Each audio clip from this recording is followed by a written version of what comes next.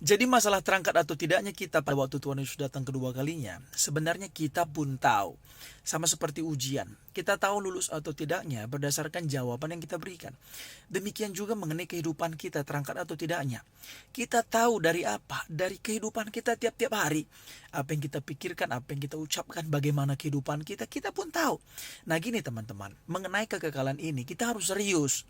Mengenai kekekalan ini kita nggak bisa acuh tak acuh begitu, kita apatis begitu, nggak peduli. Jangan. Ya, kita perlu mempersiapkan hidup kita untuk kekekalan. Karena mati itu pasti, Tuhan Yesus datang kedua kali pasti. Dan Tuhan membuat penghakiman itu pasti. Nah, sorga neraka itu pasti. Kita jangan tidak peduli begitu, kita perlu peduli. Nah, itu sebabnya kalau kita tahu kalau Tuhan Yesus datang kedua kali atau malam ini kita mati, kita nggak ke sorga, kita perlu mempersiapkannya. Nah, yang pertama kita perlu percaya kepada Yesus, itu persyaratan mutlak. Karena hanya Yesuslah jalan keselamatan, jalan kebenaran dan hidup. Tidak seorang pun bisa sampai kepada Bapa ke sorga kalau tidak melalui Tuhan Yesus. Nah, itu yang pertama. Dan yang selanjutnya kita perlu bertobat. Karena tanpa kekudusan tidak seorang pun bisa melihat kerajaan Allah. Tidak cukup bersuruh-suruh Tuhan, Tuhan, Tuhan. Tidak cukup pelayanan, tidak cukup mengusir setan demi nama Tuhan Yesus, tidak cukup. Tapi kita perlu bertobat, meninggalkan manusia lama. Karena tanda orang percaya kepada Yesus, dia meninggalkan manusia lamanya, dia bertobat.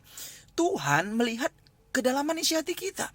Pendeta bisa kita tipu, teman sepelayanan bisa kita tipu, teman satu gereja bisa kita tipu. Tapi Tuhan gak bisa kita tipu. Tuhan tahu sampai ke kedalaman hati kita. Apakah hati kita ini murni kepadanya? Apakah kita rindu untuk melakukan firman-Nya? Atau kita sekedar saja, hei teman-teman, orang yang suam-suamku ke firman Tuhan, Tuhan muntahkan. Siapa yang kehilangan kasih semula-mula, Tuhan akan angkat kaki dia itu daripadanya. Artinya, Tuhan gak senang sama orang yang gak sungguh-sungguh. Mulai dari masa penciptaan, perjanjian lama sampai kepada perjanjian baru.